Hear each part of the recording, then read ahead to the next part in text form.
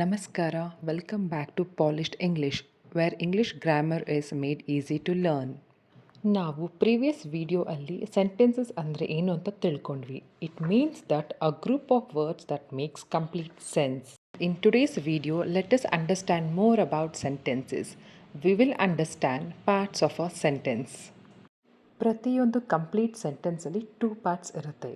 ಒಂದು ಸಬ್ಜೆಕ್ಟ್ ಮತ್ತೊಂದು predicate. Now let's understand what is a subject. A subject is what a sentence is about. ಅಂದರೆ ನಾವು ಯಾವುದ್ರ ಬಗ್ಗೆ ಮಾತಾಡ್ತೀವಿ ಅದನ್ನು ನಾವು ಸಬ್ಜೆಕ್ಟ್ ಅಂತ ಕರಿತೀವಿ. Now let's understand it through an example. Radha is dancing.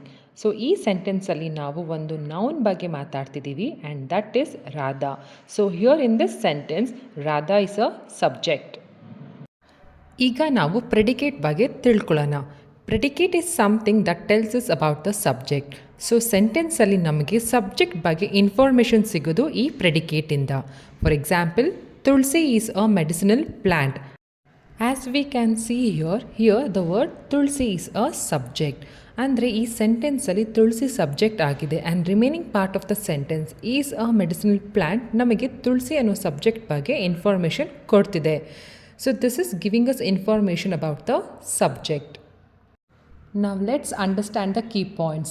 The subject and predicate can be one word or more. ಅಂದರೆ ಸಬ್ಜೆಕ್ಟ್ ಆ್ಯಂಡ್ ಪ್ರೆಡಿಕೇಟಲ್ಲಿ ನಮಗೆ ಒಂದು ಪದ ಅಥವಾ ಅದಕ್ಕಿಂತ ಜಾಸ್ತಿ ಕೂಡ ಇರಬಹುದು.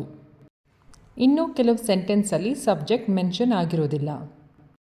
So I hope that this was informative to everyone. ನಿಮಗೆಲ್ಲರಿಗೂ ಈ ವಿಡಿಯೋ ಇಷ್ಟ ಆಗಿದ್ದರೆ ಲೈಕ್ ಮಾಡಿ, ಶೇರ್ ಮಾಡಿ.